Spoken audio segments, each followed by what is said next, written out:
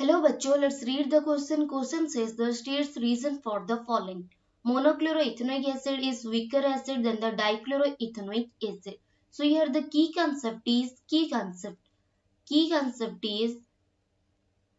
chlorine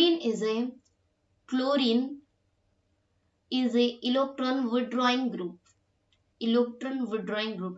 तो electron withdrawing group का मतलब क्या होता है? जो भी एक ग्रुप होता है वो ग्रुप अगर अपने तरफ वो जो इलेक्ट्रॉन्स होते हैं खींच लेता है देन उसे कहते हैं इलेक्ट्रॉन विड्रॉइंग ग्रुप। तो क्लोरीन जो होता है क्लोरीन अपने तरफ इलेक्ट्रॉन्स को पुल इजिली कर सकता है, इसलिए क्लोरीन को कहते हैं हम इलेक्ट्रॉन विड्रॉइंग ग्रुप। तो अब देखते हैं in case of monochloroethanoic acid and dichloroethanoic acid के केस में। तो मोनोक्लोरोइथेनोइक एसिड का मतलब क्या हो गया? CH2Cl COOH, इसे कहते हैं monochloroethanoic acid. Monochloroethanoic acid ethanoic acid. And जो क्या होता है डाइक्लोरोइथेनोइक एसिड का मतलब ये जो CH है यहाँ पर दो Cl प्रेजेंट होंगे देन उसे कहते हैं डाइक्लोरोइथेनोइक एसिड। डाइक्लोरोइथेनोइक। तो यहाँ पर दोनों में क्या है? Electron withdrawing group chlorine present है। तो क्या होता है अगर number of electron withdrawing group increases, then inductive effect also increases, negative inductive effect increases, group increases मतलब कि यहाँ पर लिख सकते हैं number of electron withdrawing group is directly proportional to the minus I effect, मतलब कि नेगेटिव इंडक्टिव इफेक्ट कह सकते हैं। अगर ये नेगेटिव इंडक्टिव इफेक्ट इंक्रीज होता है तो हमारा एसिडिक स्ट्रेंथ भी इंक्रीज होता है। तो negative inductive effect is directly proportional to the acidic strength. तो यहाँ पर होता क्या है ना, यहाँ पर होता है एसिडिक स्ट्रेंथ इंक्रीज होता है, मतलब क्या स्ट्रॉन्ग एसिड शो होता है। तो यहाँ पर देखते हैं इस केस में, पहला वाला केस में क्या हुआ है ना, जो हमारा CH2Cl एक ही क्या है इलेक्ट्रॉन विड्रॉइंग ग्रुप प्रेजेंट है, but in case of dichloroethanoic acid में क्या हुआ है दो क्लोरीन प्रेजेंट है, मतलब कि दो इलेक्ट्रॉन विड्रॉइंग ग्रुप प्रेजेंट है, जिसके वजह से यहाँ पर क्या होता है मैक्सिमम माइनस आई इफेक्ट होता है। क्या होता है? Maximum minus I effect show होता है in case of dichloroethanoic acid में।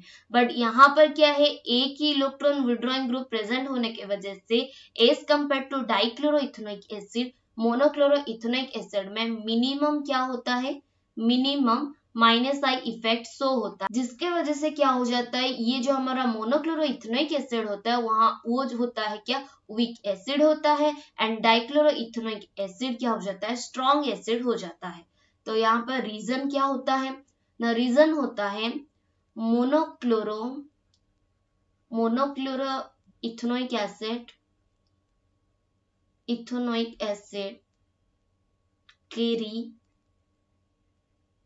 carry only one electron withdrawing group, electron withdrawing group, but dichloroethanoic acid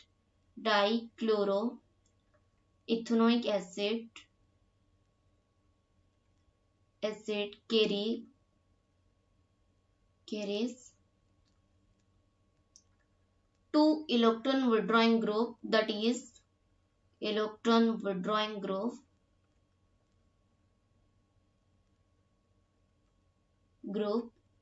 that is chlorine,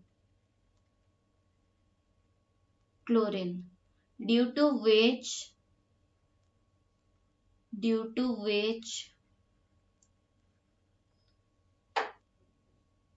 dichloroethanoic acid shows more minus I effect as compared to ethanoic acid, as compared to monochloroethanoic acid,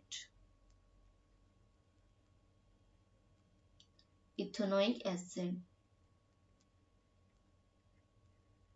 So monochloroethanoic acid is a weak acid. Monochloroethanoic acid is a weak acid. Acid is a weak acid. Weak acid as compared to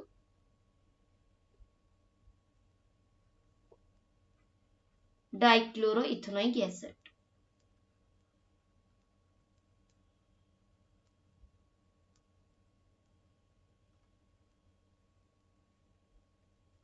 Hope you understood it well. Best of luck.